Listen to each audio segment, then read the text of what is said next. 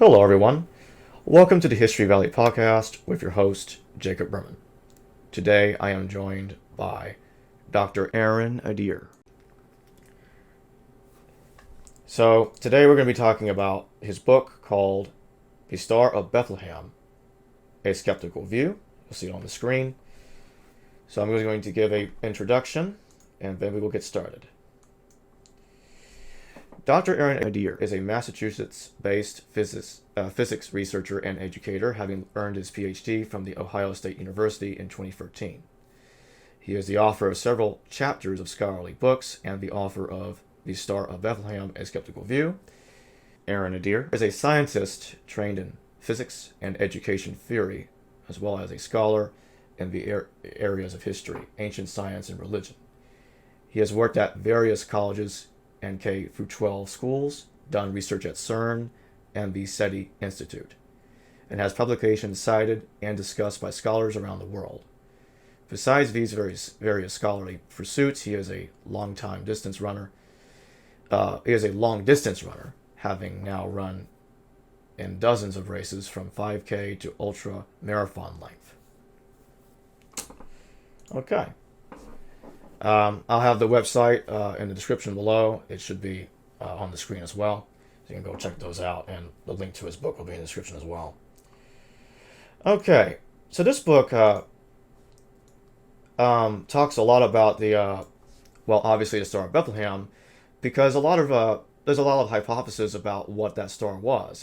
Is it something that we can find in the sky, or is it just a parable? And there are many different explanations about this. And you also go through the differences between Matthew and Luke and how those complicate things. Luke's birth narrative is different from Matthew's birth narrative. You talk about that a lot. And there are some people that try to link it with comets or a particular star in the sky that's literally there, just there, or something that is coming around every 2,000 years, and a comet or whatever that is. So from what I can tell in your book, you seem to be highly, even the title suggests this in the book, and you do the same thing there too. You are highly skeptical of if we can really identify the Star of Bethlehem as something literal or not. Could you get into that? Yeah. So you gave a really good introduction to some of the various ideas that have been floated about, but there's a really good quote that comes from a journalist that basically said that everything in the sky, including things that just exist in the imagination, has been called the Star of Bethlehem. And that person said that back in the 1950s. And since then, we've figured out even more things to claim were the alleged stars. So one of the first things that got me wanting to dig deep into this was finding out the diversity of ideas out there, that there seemed to be no actual consensus among scientists. But with a little bit of digging, you do find there is a consensus among biblical scholars. So, of course, what do they know that the scientists don't know, or vice versa, if that might be the case? And the way that people like me first started learning about these ideas was actually at the planetarium. I used to work one when I was at Michigan State University, and that's when I first remember seeing the show and just being blown away by the idea that we could actually, with the very laws of physics, discover and uncover these mysteries of the past that had been so clouded with superstition and the like. We had done that. When I say we, as scientists over the long haul, had taken things that we superstitiously believed about comets and that, and then realized, oh, in reality, these are completely explicable, mathematically describable objects that are something we can predict hundreds or thousands of years into the future and past. Couldn't we do the same thing here? And while that is the motivation for some people, when I explored the long history of these explorations, you find out that the vast majority of people interested in this are basically trying to prove the Bible true, especially against skeptics. That's basically where this research starts in the late 18th, early 19th century, and where a lot of it still exists today.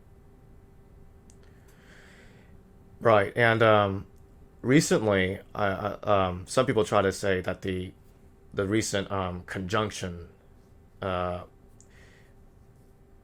is the Star of Bethlehem. There's some people that actually believe that.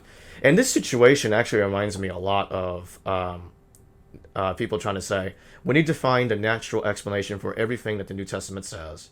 And many New Testament scholars will say there's no need for that. Like some will say, well, Jesus probably survived the crucifixion. That's why people think he rose from the dead.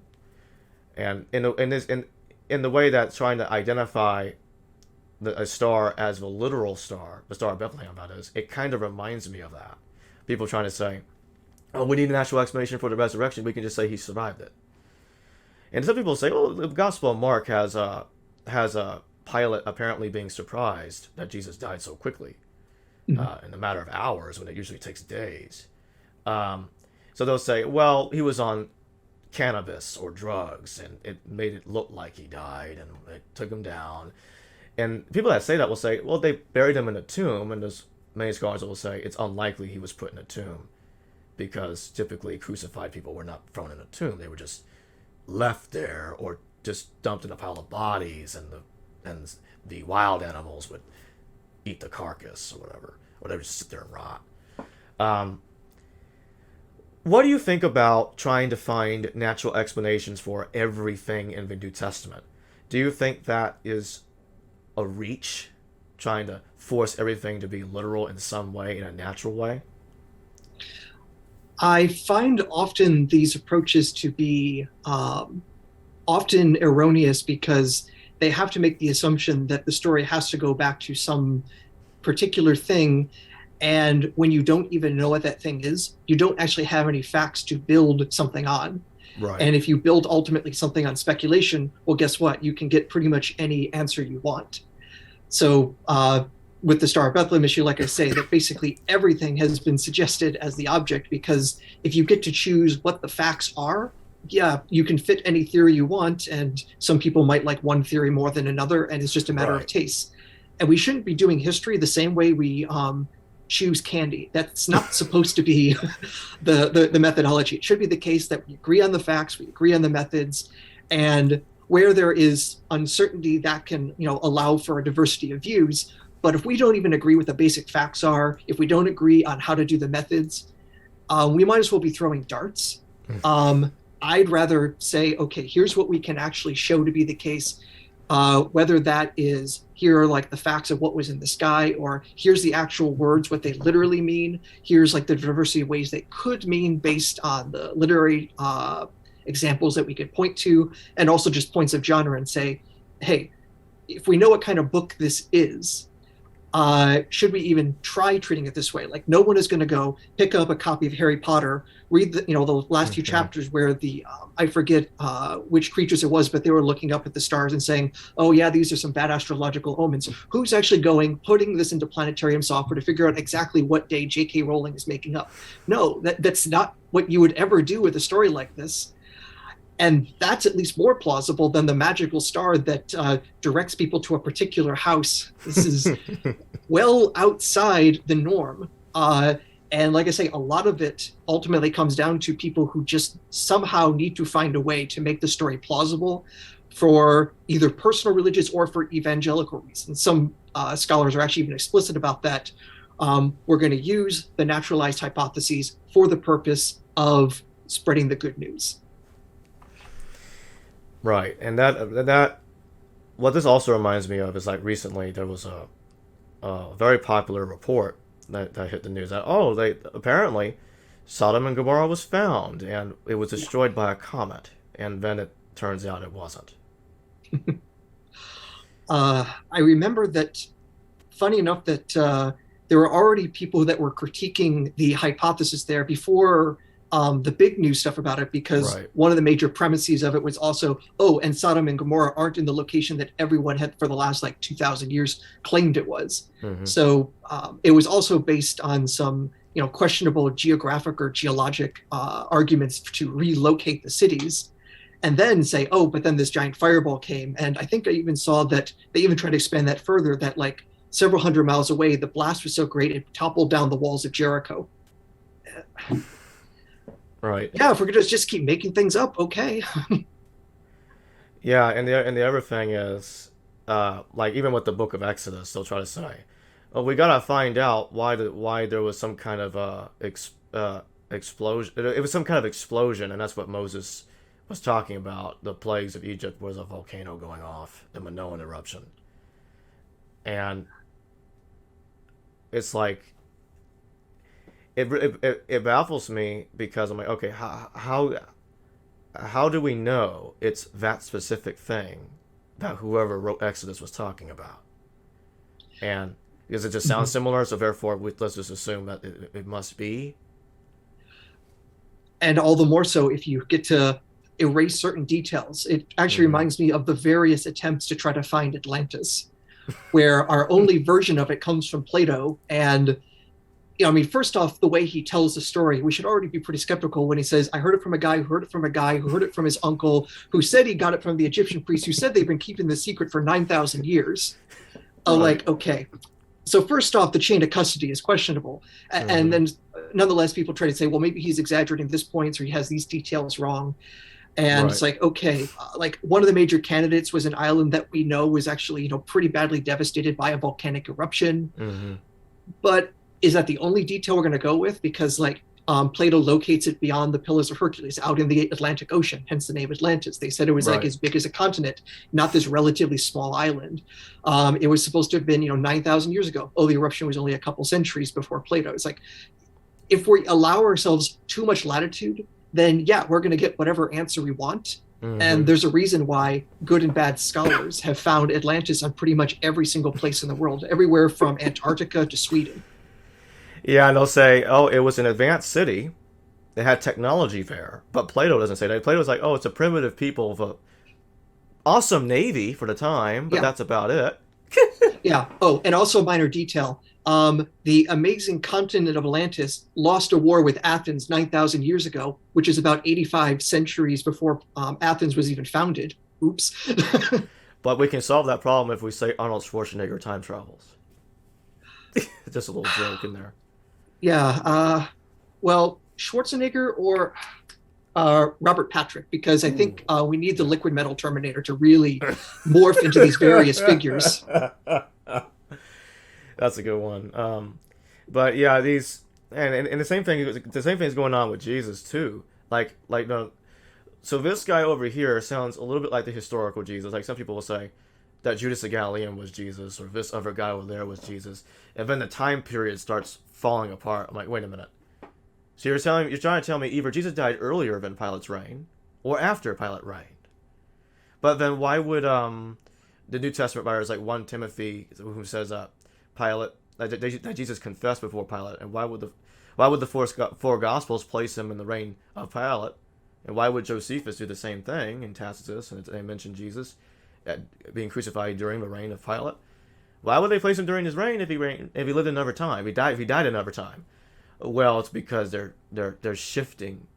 Oh, there we go. Now there's the excuse. Yeah. You're shifting him in time, and then okay, so if that guy over there sounds a little bit like Jesus, then why can't that guy over there be the same person too?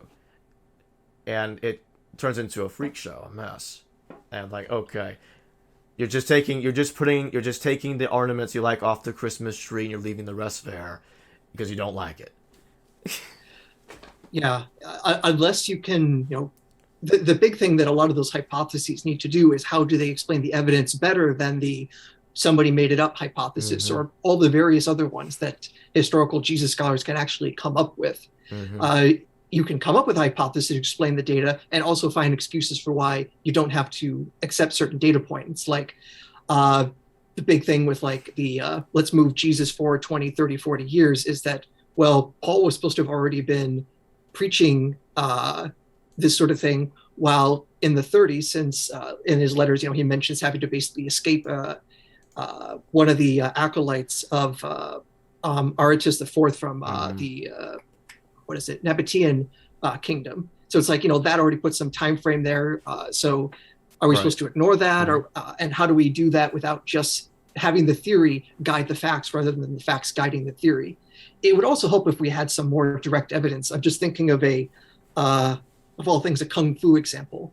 Right. Everyone knows Jackie Chan, but his Chinese name, he's basically trying to say, I'm the new Bruce Lee, because he was known as Chong Long. He's becoming the dragon, which is what it literally means. Mm. If we had something like that for Jesus, that, his name originally was Bob, but then he changed his name to Right. Jesus because I'm going to be the salvation of Yahweh. All right, that would be pretty interesting. And maybe we'd have some really good Jesus kung fu movies, but we don't. Right.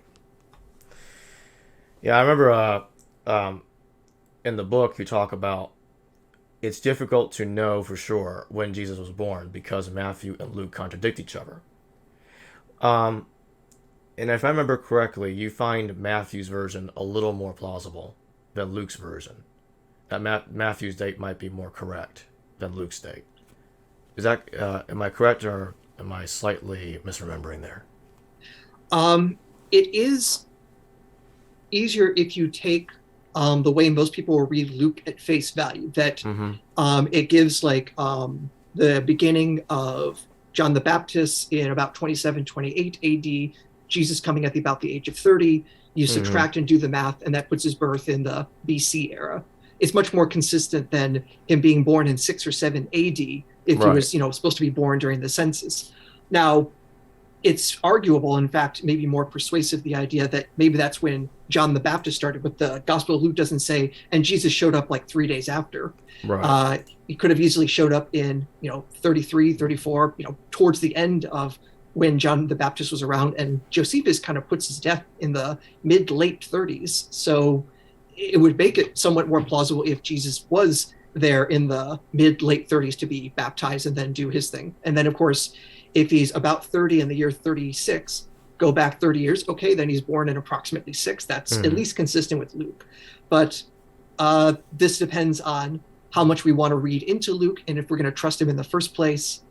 And, well, he hasn't exactly done the sort of things that says, I got it from this documentation, why you should believe me over that Matthew guy who he's, especially, Mm-hmm. I'm persuaded by the idea that Luke is using Matthew, in which case, if all he's going to do is basically contradict Matthew but not say why he's right versus anyone else, I don't have any reason to believe anyone else over the other.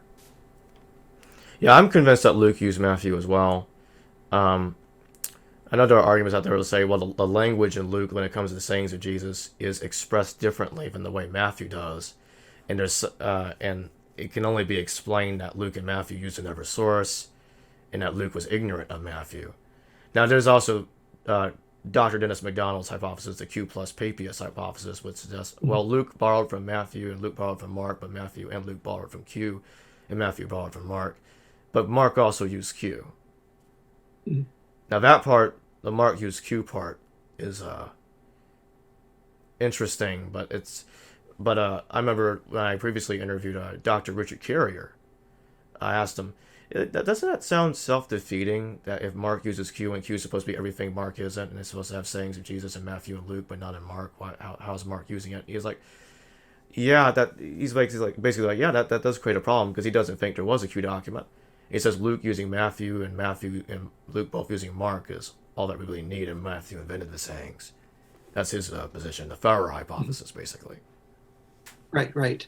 I do remember that MacDonald's thesis is at least superior in that he doesn't try to claim that if one of the other gospels doesn't mention a thing, it's not Mm-hmm. in the Q document. So it's superior than the way the Q document is argued, where they'll say if something is in Mark, then it's not in Q. Well, how could you possibly know that? Right, We don't have the Q document to see that. And if you're just defining Q as what's not in Mark, well, then you're circular. MacDonald's thesis is not circular in that same way. right, Is it necessary to explain the data? That's something I'm not convinced of. But right.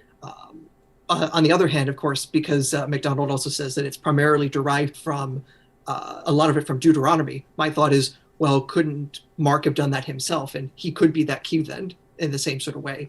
I know it's supposed to come down to his arguments about the primitivity, but it's Mm-hmm. not an argument I comprehend well and can see how well it stacks up. I do remember the debate between MacDonald and Mark. Oh boy, names are escaping me all of a sudden. But the biggest Q skeptic out there. You're going to help me in just a moment when you say the Dr. right Mark answer. Goodacre? Thank you, Dr. Goodacre. Yes, when he's able to explain the quote primitive features of Q and Luke by just the peculiar way that Luke will tell stories or reproduce things. Mm-hmm. It sounds like if it's possible to do that, if you can explain it by other features of Luke's editorializing, that's at least understandable. I don't remember those arguments well, but one I do remember better is the common argument that there's no way Luke could have used Matthew because look how different the birth stories are.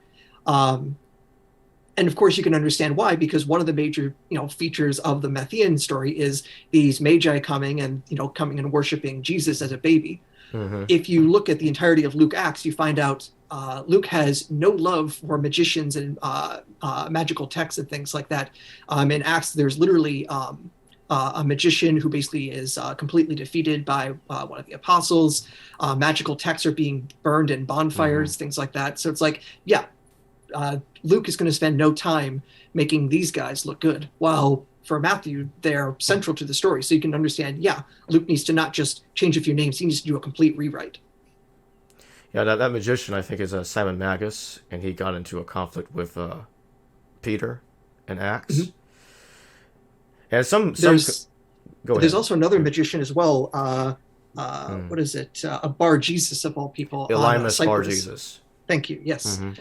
Yeah, that he also is supposed to be a magician, and he gets shown up. So two magicians getting beaten up by apostles. Right. So Luke has made pretty darn clear he is not going to have magicians worshiping baby Jesus. He's not a fan of magicians. Oh, yeah. And that's an interesting point, because that's another way of saying he probably did know Matthew, and that's his way of saying, I don't like magicians, Matthew. Yeah, he certainly doesn't have any particular love for that sort of group. Basically, you need to be a good Christian and nothing else. We're not going to let these other pagan worshipers come in and think they can stick to their old ways. No. If you're coming to Christ, you're throwing off everything else. I remember that you're talking about you talked about Johannes Kepler bringing up that there's a conjunction between Jupiter and Saturn in 7 BCE. And that apparently he seems to think there were 3 on the same year.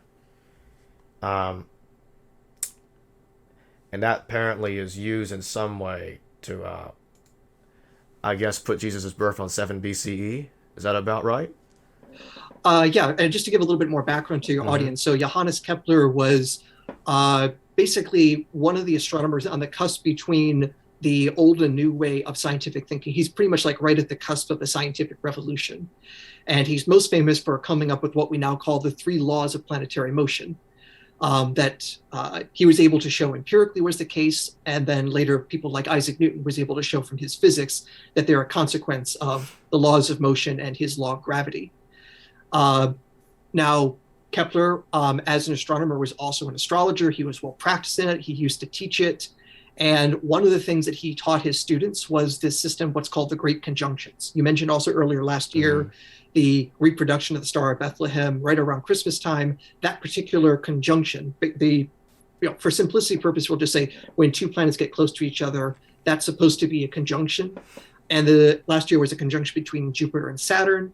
These conjunctions have been approximately every 20 years. And there was this entire astrological theory that when these conjunctions happen, they're supposed to be of particular importance.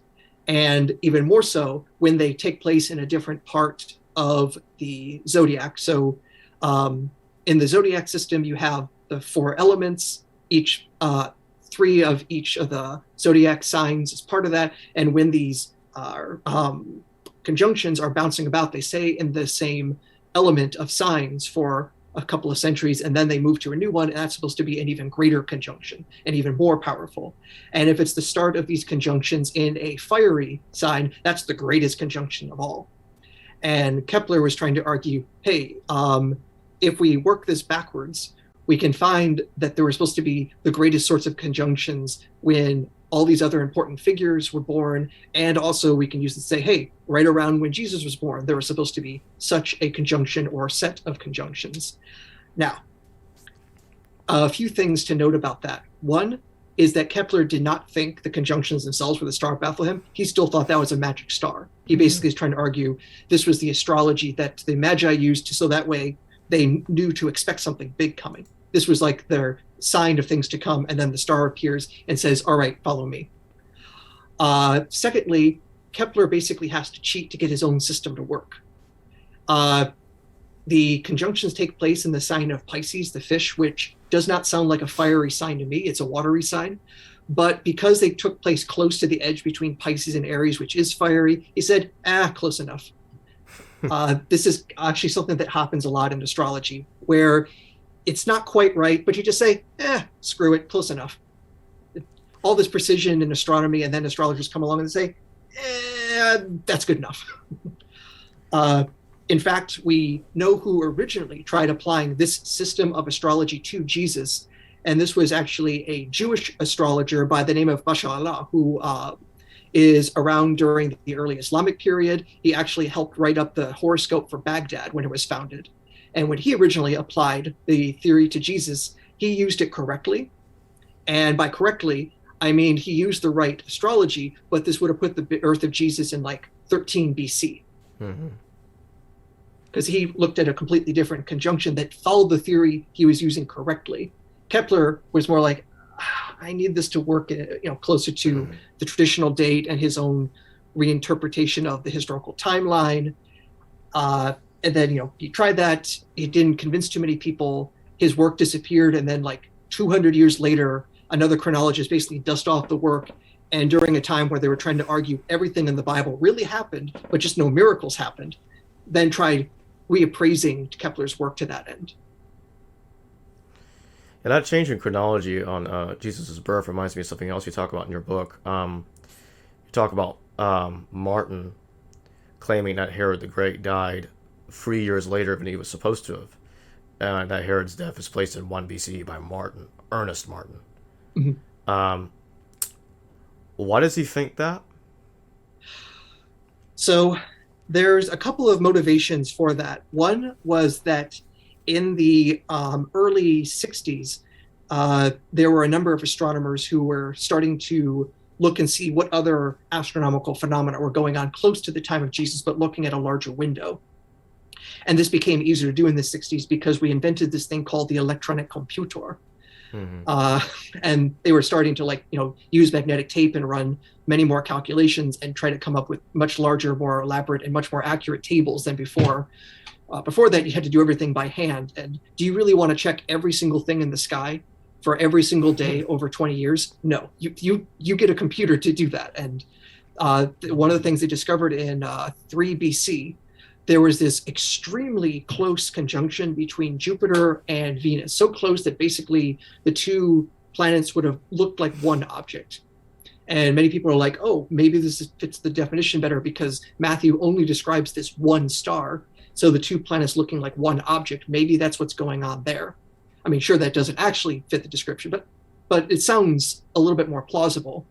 Problem is, well, if the star is in 3 and the other conjunction look at in 2 BC, well, that's after the time of Herod. So they're like, well, what if we're a little bit more loose with the chronology? Maybe we don't know it as well as we think. On top of that, if you try to come with all sorts of various arguments to reinterpret the census, to try to move that back, try to get some crossover, and also the fact that most of the early Christian commenters put the birth of Jesus in about 3 or 2 BC, then you're like, okay, maybe this is how we can fit everything. Now, how did all those ancient Christians get 2 BC? Well, they did the same thing everyone else does. They looked at Luke, said, John the Baptist, 27 BC, Jesus about 30, go back 30 years, that gets you to 2 BC. Okay, that's how they did the math. So it's not a bunch of independent witnesses. It's just that, everyone's reading the exact same document and doing this thing called copy paste. That is not any great way to give us more information. So nonetheless, Martin tries building on a little bit of earlier scholarship, but then trying to find any way he can to move the beginning of the reign of King Herod and also when he died. Ultimately, I don't think those arguments are successful because, well, for one thing, the way Josephus describes it is pretty darn clear. He says the reign of Herod started under this particular consulship, so in a very particular year. It lasted this many years, and that gets you to about 4 BC. It basically says he starts in 40 BC. He reigns for 37 years. You do the math. That doesn't get you to 1 BC. There's no way you do the math that way. So you basically have to take the extremely clear statements from Josephus and somehow add more fudge into there than you can get at a candy store. It reminds me of that some authors identify the Egyptian false prophet with Jesus, because in the 50s or perhaps 60, he leads a revolt against Antonius Felix. He tries to seize Jerusalem with 30,000 guys, according to Josephus, 30,000 Sicarii, and it fails. And simply because he goes to the Mountain of Olives, just like Jesus does in the Gospels, they assume, oh, that's Jesus. So there's some kind of shift in time, and I'm like, well, I try to think about that. Like, okay, it's like saying Rob went to Mount Everest in the 1930s, and then 50 years later, John went to Mount Everest in the 1980s. Because they went to the same mountain, it's the same guy, and he changed his name. This just sounds really stupid. And all the more so when Yeah. basically every single messianic claimant is going to try to do the same thing. If you're trying to say, I'm the new King David, you're going to do all the David stuff. Mm-hmm. You're going to go to the Mount of Olives that's important to either, the actions that King David did or what the conquest of Joshua was supposed to do. It's almost like this spot is actually important in Judaism. So other Jews taking an important spot in Judaism is important. Who would have thought? You don't need something more elaborate than time travelers or name changes. It's just that, yeah, multiple people are going to try to claim the same sorts of things. It's not that every single person who claims to be the Messiah is the same person traveling through time for the last 3,000 years. Right. And this is other text of Irenaeus in his Against Heresies. He makes this strange claim that Jesus was crucified during the reign of Emperor Claudius, and he puts Pilate's reign as still continuing into the reign of Claudius. And it was interesting is that I remember reading Suetonius, and I realized, I wonder if Irenaeus made this confusion because there's a guy called Chrestus in Suetonius, and at the instigation of Chrestus, there was some sort of revolt, according to Paulus Orosius, happening in the 9th year of Claudius. That's about AD 50, and that's when Claudius expels the Jews from Rome because of that revolt. And I'm thinking to myself, I wonder if he read that, and Claudius is like, not Claudius, I mean Irenaeus is like, maybe he was crucified during Claudius's reign. Let's delay it by 10 years. Yeah. It's an interesting thought, though. I think if memory serves that before he came up with that claim, Irenaeus basically gives us his source, and it's the Gospel of John, where someone said, wow, you've seen the kingdom of heaven and you're not even 50 years old. Mm-hmm. And then taking that as inference that, oh, Jesus must have been in his 40s when he was going around preaching. Mm-hmm. And so that seems to be what Irenaeus is doing. It's like, okay, so Jesus was about 50 when he got crucified. And of course, if you take the other gospel saying, well, he was born, right around 2-ish BC, go forward 50 years, then that gets you to the reign of Claudian. And top it off of Irenaeus mentioning a Chrestus. And that's all Irenaeus needs to complete that conflation and confusion. And there we go. And this is other text, the Doctrine of Adair. I have a lot of fun analyzing that text and how wrong it is. Because the Doctrine of Adair mentions that Governor Albinus, even the translator of the text, left in a footnote that sounds like Governor Albinus and Josephus. And that's a problem because he supposedly is writing to Tiberius. But he doesn't become governor until 25 years later, after Tiberius is dead. And he becomes governor in AD 62. And I'm like, okay. So obviously he's not writing to a dead man. That doesn't make any sense. And I read Josephus and I realized, oh, but there is a Jesus ben Ananus, whom was an eschatological preacher, apocalyptic preacher, saying Jerusalem's going to be destroyed. And in AD 70, according to Josephus, he was killed during the siege of Jerusalem when apparently something hurled from a catapult of some kind or some object was hurled at him and he dies. And I thought to myself, maybe the person concocting this Doctrine of Adair, this forgery, because it proclaims that King Abgar is writing to Jesus, and Jesus is writing back because he has leprosy, some kind of illness or whatever. And obviously this never happened. And I think this author read Josephus like, you know what, there's a Jesus in there that sounds like the way Jesus is described in Mark. Maybe it's the same guy. So I guess Jesus rose from the dead, and then he's preaching in the in the later period to continue the apocalyptic message that Mark says he was doing in the 30s. That's, I guess, one possibility, or the other one is that Eusebius makes things up, and he's trying to give some sort of founding myth for the church in Edessa, I believe. Right, Edessa. And what's interesting about Edessa is it's like, okay, yeah, there's this. In later historians report Queen Helena was the queen of Edessa, and earlier historians say she was a queen of Adiabene. And Professor Eisenman and others like, you know what, there might be a link between those royal families, and there's some good reason to make some links there. And there's this guy Ananias, he was preaching anti-circumcision at Adiabene when Bazus' son Prince Azates was converting to Judaism. And I was like, hey Azates, you don't need to circumcise. But there's this Torah Orthodox guy called Eleazar that comes into play. And he says, no, he needs to circumcise because it says so in the Torah. And in the Bereshith Rabbah, it talks about a similar scenario taking place with the same family.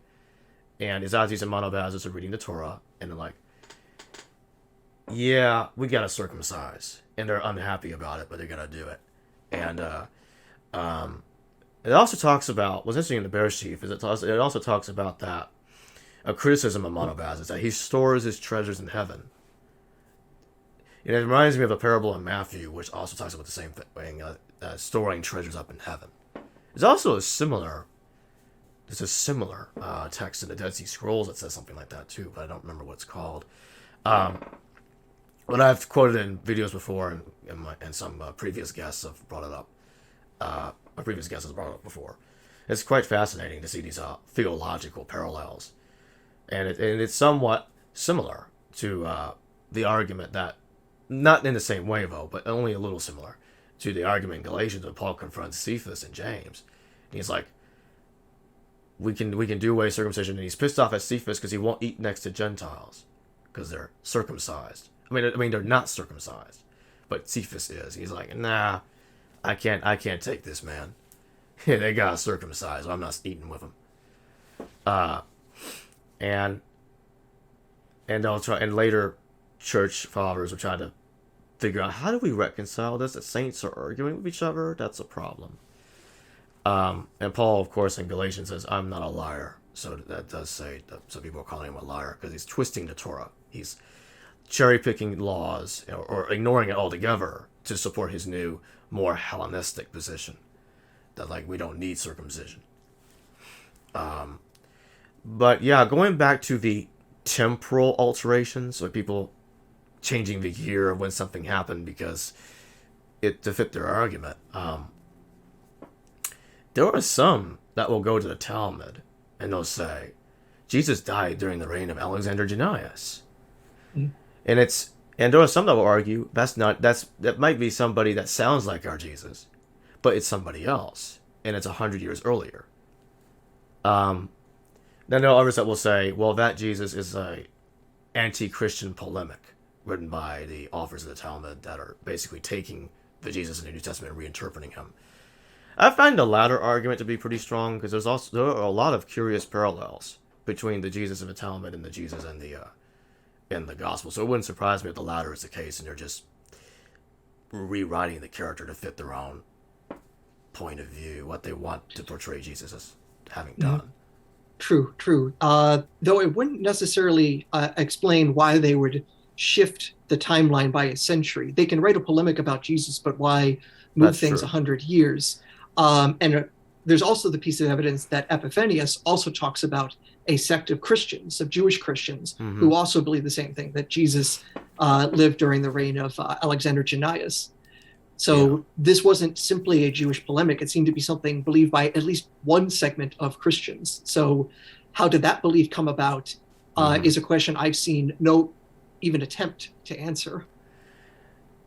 Lately, I've been tempted to say maybe it was someone else, and what happened is the Talmud is like, that guy sounds superficially like the New Testament Jesus. We can use him to rewrite the New Testament Jesus to make our point. If it were to have happened that way, it could explain both points if it's true.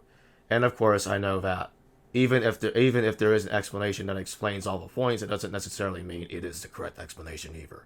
Mm-hmm. It also doesn't help that this stuff is fragmentary, and it's very difficult to really know what's really going on and why it's really going on. I mean, there are things that we can know, obviously, but there are some people try to figure out, I can figure out everything about Jesus.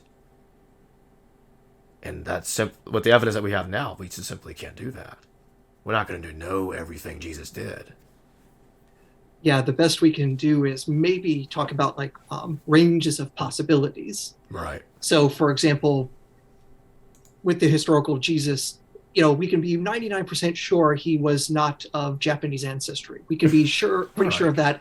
And not even because we believe the Gospels, but just that there's little way to explain how that could have even been a possibility just from what we know about geography and history at that time. Obviously, that is not much of a limiting factor. Okay, congratulations. Jesus didn't know kanji. That is not a great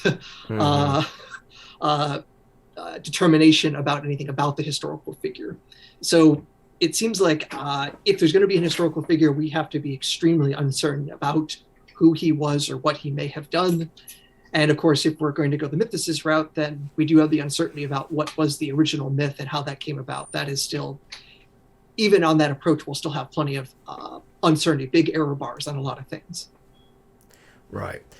You also talk about that in 2 BCE, Venus and Jupiter had a close conjunction, that they could have appeared to be a single object. And there are some church fathers, I think you mentioned this earlier, that date the birth of Jesus to around 2 BC. 2 BCE, a little closer to the end of the millennium, the turn of the millennium. And do you think it's possible, however unlikely, that it was because of that close conjunction that they used that as evidence that Jesus was born? Is it to on 2 BC and then say that's when he was born? That is hard to substantiate, in part because we would first have to assume that later Christians were back calculating and actually doing the math to figure out where the planets were. And with the mathematical techniques they had at the time, they couldn't have told you all that well how close any conjunction would be. So the technical definition of a conjunction is that two planets will have the same right ascension, that basically you could draw a line from north to south and it would go through the two planets. But the two planets could be separated by a significant distance, or they could be almost right on top of each other.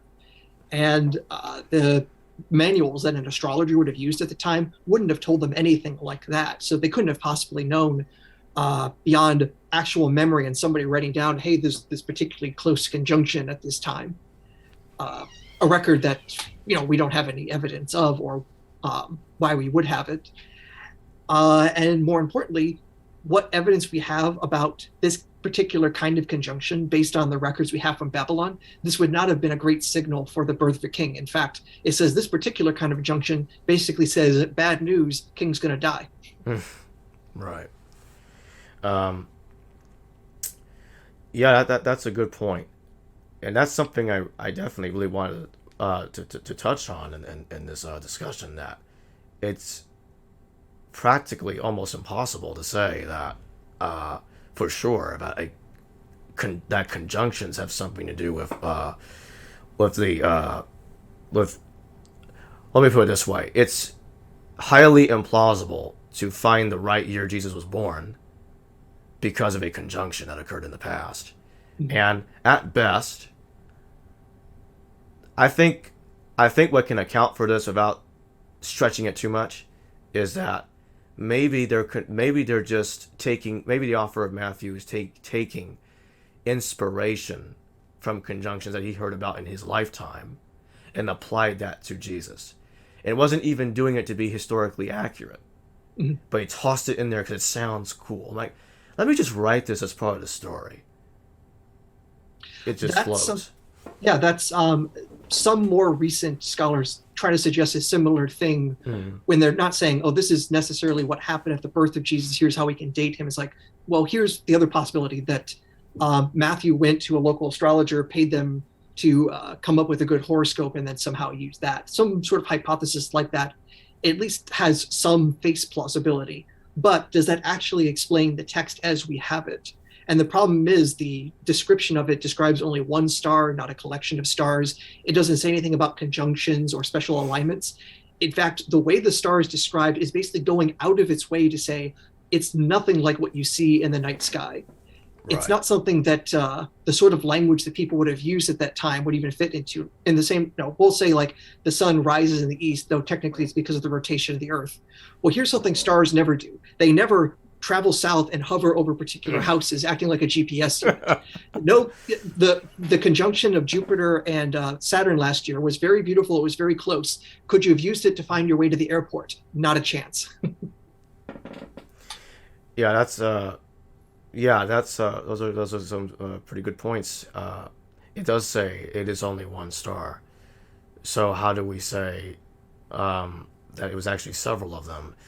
I guess what they're trying to do is like, well, they convert so much so they couldn't tell it was really multiple objects. It's converging so much it looks like it's one massive object. Mm-hmm. Um, True, but all you would have had to do is had a memory that lasted more than one day and remembered, oh, these were two objects yesterday, and the next day they're two objects again. It would have only been for a relatively short time that it would have been very hard to distinguish. So it would require like the author of the gospel to have an incredible memory of something from 70 plus years ago, but only that very particular hour and nothing else besides it, which is quite spectacular to have that great of a memory for that period of time, but absolutely nothing else 5 minutes before or after. right, especially in the ancient world when they didn't have the technology to actually preserve data, astrological data, except Well, I mean, writing it down from yeah, an astrologer well, writing it down. yeah, well, in fact, actually, the way most astrologers at the time would have not gone by observations, because if you were, say, walking through the streets of Rome and you see one of the astrologers on the side saying, hey, I'll give you a horoscope reading for whatever drachma or what have you, they would ask you, what's your date of birth, what's your location, and then they would basically pull out a bunch of tables that the math would have already been done for them to say, okay, here's where Venus would have been on that time, here's where Jupiter would have been, you said you were born at this hour, so here's where the horizon would have been. They would have basically either do the math themselves or have a table where the math was done for them. And to be fair, the astronomy at the time was at least good enough to say with decent enough accuracy where the planets were going to be at a certain time. So it's possible to have actually done the back calculation. Again, though, the problem is that what would be back calculated has no resemblance to the description that the Gospel of Matthew gives you, let alone any other later version, where not only does the star directly lead the wise men or the magi to the particular house, in later versions, they even go out of the way and say the star comes down and enters a cave and hovers right over Jesus' head. If Jupiter ever did that, that would be literally the end of the world. And I do mean literally, because Earth would be inside Jupiter. Right. Yeah, that would be game over. Yeah, there are others that will say that Jesus being called the Lamb of God, being born at about the turn of the millennium or close to it. And I remember I'm asking this because you talked about Revelation 5:6 calling Jesus the Lamb of God, and that Jesus is the Lamb. And they'll say, and some people that pay attention to astrological parallels, or what they claim to be claimed parallels with the New Testament, they'll say, well, you see, the Jesus character represents the shift from Aries to Pisces. And I suppose it could be the case, because he does go to the disciples, he calls them fishers of men, and he is called the Lamb of God. But the strange thing is, why call him the Lamb of God if he actually... I just find that to be circular. Like, okay, if it really is representing the shift from Pisces, the character himself, why is he still the Lamb of God? And not to mention, in that same chapter of Revelation, he's also called the Lion of Judah. So he's both a lion and a lamb, Right. and a person and an angel. It's like, okay, we're not going to make him every single constellation in the sky unless we really want to bend our necks and look everywhere at the sky at once. More importantly, though, the idea that you mentioned of moving from Aries to Pisces, let me flesh that out just because it comes up a lot, including in everyone's favorite movie, Zeitgeist. Oh yeah. Yeah, it's worth bringing this up because I see other people bring this up recently for mythicist arguments. So the basic idea is this: there is an important point in astronomy and astrology, and it's the location of the sun on the first day of spring, on the vernal equinox. The way that you would find this astronomically is you take the path of the sun as it appears to go in the sky, which we call the ecliptic, where that intersects with, if you took Earth's equator, projected it out, that's the celestial equator, where those two intersect. They intersect at 2 points. One is at the vernal equinox, first day of spring, and the autumnal equinox, first day of autumn. And that location actually shifts from year to year, but more importantly, like from century to century. This is what is known as the precession of the equinoxes, that slow movement of the ecliptic. And back 2,000-ish years, it was in a different location than it was now. And in particular, people say, hey, it was in Aries, and then it switched into Pisces. Is this a change of the age? And then we're in the age of Pisces, and then moving from there. And now we're getting close to the age of Aquarius, and that's why we have to have hippie songs about that. So the astronomy for that is absolutely true. And the ancients knew about the precession. This was first discovered by Hipparchus about 150 years before the beginnings of Christianity on pretty much any reasonable timeline. Problem. At the time that Jesus was supposed to have been born, we know where the vernal equinox was supposed to have been. Because we could also tell because we have all these horoscopes from back at that time, and we could basically, do the math and do some linear regression and realize, okay, this is where they said it was at that time. At the time of Jesus' birth, it would have been at about 5 degrees in Aries. Now, what does that mean? That means that the vernal equinox would need to move 5 degrees to get into Pisces. Is that a big distance? Well, according to the ancients, according to their own measurements, the precession rate is about 1 degree per century, which means they would have expected the new age to come based on that in 500 years.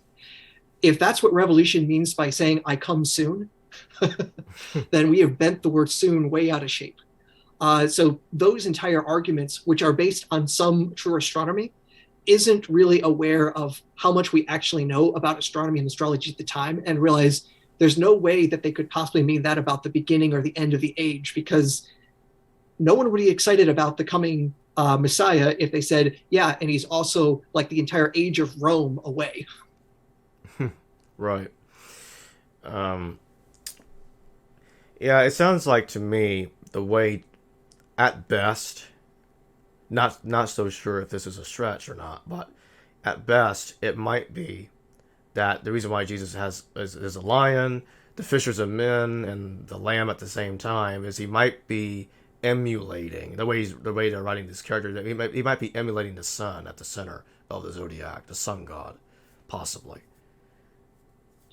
I'm not sure if that's too much of a stretch, but if I had to throw something in there, yeah. Well, ultimately, does it seem necessary? Because Jesus being the Lamb of God is because he's supposed to be the Paschal lamb that's being sacrificed for basically the ultimate Yom Kippur ritual. That is supposed to be what Jesus is doing. And if he's taking on the sacrificial role, he has to take on all the sacrificial symbolism. If lambs are supposed to be sacrificed for atonement, he's the ultimate atonement. He's the ultimate lamb.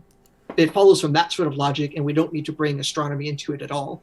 For being the line of Judah, then, well, that's also a line from, I think, Genesis. My memory's a little bit foggy on that, but it's also a symbol that's used for important Jewish or Messianic figures. So again, it's supposed to be following that. And again, also, if we're going to use astrology or something like that to explain it, then how is he being two signs or two constellations at once? If, again, your theory requires him, putting on opposite hats at the same time, you probably either have a bad theory or we have clones of Jesus. Speaking on Jesus's, the Gospels has this interesting story that 2 Jesuses appear before Pilate. Jesus Barabbas and Jesus Christ. And one gets released, and Barabbas is the son of the Father, curiously, and Jesus Christ, whom is also the son of God the Father, is selected to be crucified. He's the one to be chosen to be crucified. And there are many have pointed out that parallels a Yom Kippur. That one lamb is killed and the other is released to bear the sins of Israel. And in that case, Jesus Barabbas it represents the lamb that got released. In Christ, in this case, his crucifixion is being used as a parable for the lamb that is sacrificed. Mm-hmm. Exactly. Yeah. And that whole idea of Jesus being the sacrificial lamb is also spelled out explicitly in the letter to the Hebrews, where Jesus is supposed to be the great high priest and using his own body and blood for the ultimate sacrifice in the celestial temple, the one in heaven. So it's very clearly saying Jesus is the ultimate atonement sacrifice. He's the ultimate Yom Kippur. And that the Gospels are also reflecting that as well, especially with, as you say, two Jesuses, one of them that just happens to be Jesus, the Son of the Father, while the other Jesus, the one we know and love, is supposed to be Jesus, the Son of the Father. It's like, okay, do we really want to believe in coincidences, or do we want to believe in decent writing? Mm. Yeah, it probably is. At best, if I had tossed something in there, he might be combining Jewish traditions with the way the Gospels are talking about it. But at the same time, I mean, maybe it was just a coincidence. Because, I mean, Jesus was a common name. I mean, eventually, I guess another Jesus might come up with another Jesus in trial. I don't see that. I don't see why that would be impossible or implausible. Definitely not impossible, right? But we also have to add it on top of the other implausibilities about the entirety of the trial, and Pilate saying, I got to let somebody go based on a tradition that no one's ever heard of, and has the Roman prefect letting criminals go because the crowds get worked up. This doesn't sound the least bit plausible. There's no precedent for it. And when it has all this symbolic importance, it's like, okay, what's more likely, that the story happened as is, and we just have to accept that a million implausible things happen at once and somehow Pilate didn't get instantly sacked? Or the story is so garbled that we don't know the details, in which case, how is it better than stories made up for symbolic purposes? Right. The only point I was making is, I just don't think it's implausible that two Jesuses could have appeared before trial at any time in the first century. But Jesus Barabbas getting released by Pilate, that's different. I don't believe that happened. I don't believe Pilate released somebody. And according to Josephus and Philo, Pilate was ruthless. Oh, yeah. Very ruthless. The exact opposite picture of what the Gospels paint him to be. This loving guy, forgiving. I wash my hands, for I'm not responsible for this. Exactly. And even Pilate in the story saying he doesn't find anything that Jesus did wrong, in which case, what would have been the same? It's like, okay, you're not guilty of anything, so I'm going to crucify you? No. It's like, I don't find you guilty of anything. Okay, get out of my sight. That's the normal procedure. Right. Yeah, find a judge who says, you're innocent, now die. Right, makes no sense. So, in conclusion, basically, you think it's more unlikely than so that the birth of Jesus probably did not occur during a conjunction, and that this was a later fanciful idea invented by Matthew. I will slightly modify that, just because whenever Jesus might have been born, you could probably point to something in the sky and say that's special. The way astrologers can basically turn any horoscope into either something wonderful or terrible. Right. So I can't say when Jesus was born there wasn't something in the sky. The problem is there's always something in the sky. Right. On the other hand, could there have been anything historical behind the story? Almost certainly not, because the way it is set up basically is so historically implausible, and that if it did happen anything like what's described, it should have made the history books, in particular because you had the Magi coming from the east, from what would have been the Parthian Empire, coming to Jerusalem saying there's a new king born, and it's not the current king, the one who has the support of Rome. Right. And according to the story as well, Herod and the entirety of Jerusalem was in shock by this. They were all greatly troubled by this. You literally have representatives of the Parthian Empire, because the Magi aren't just like your local rabbi. They were literally part of the government of the Persian Empire. So if you have these people coming here saying there's a new king of Judea, and we're here to find them and basically pass the crown on to him, and somehow the Roman Empire is going to be like, oh, our greatest enemy just incurred into our territory and undid our rulership, and since somebody else is running the show. Yeah, you just declared war, buddy. Oh, and by the way, King of Parthia, that was a really stupid thing because all of your kids are here in Rome as our hostages. They're not here anymore. Yeah. At this time, it's kind of interesting that not only were several of the sons of the Persian king living in Rome pretty comfortably, but also a Italian was queen of Persia at that time, Thea Musa, that she basically was sent there by Augustus, and apparently was so charming to the king, became his preferred queen, and effectively was running the show. And when the last king, Phraates the Fourth, if I remember correctly, died, she actually became one of the very few empresses of the Persian Empire. So it's like, so what's the chances that an Italian queen is going to let a whole bunch of her, at least stepchildren, get murdered as hostages to allow these bunch of priests to go into Roman territory and somehow no historian notice what would have been the biggest political clusterfuck of the first millennium? Right. Yep. Yeah, it would be ridiculous to believe the story as is, considering all those other facts that you just mentioned at the same time. Yeah, and I think we can end this discussion by saying we should be very careful. This whole discussion's been about. It boils down to this: be very careful with parallels with the New Testament, because you might be seeing something that isn't really there. Well, thanks for joining me, Dr. Aaron Adair. It's been a pleasure. Thank you for having me. Yeah, I would like to have you come back on, because there are other topics I would like to discuss with you at some point. I'd be happy to. All right, everyone. Thanks for watching. Please don't forget to like, subscribe, check the links in the description. I'll have the links to Dr. Aaron Adar's website in the description below, and there's a Amazon page where you can go get his book. And check out the Patreon and PayPal links if any of you wish to financially support this channel and or donate through super chats in the future on live streams and or premieres. Thanks for watching. Hello viewers, thanks for watching this video from the History Valley YouTube channel. Please don't forget to subscribe and hit the notification bell. And if any of you wish to further support this channel, please consider checking out this channel's Patreon page and becoming a patron, and or donate through PayPal or through super chat during a live stream. Thank you.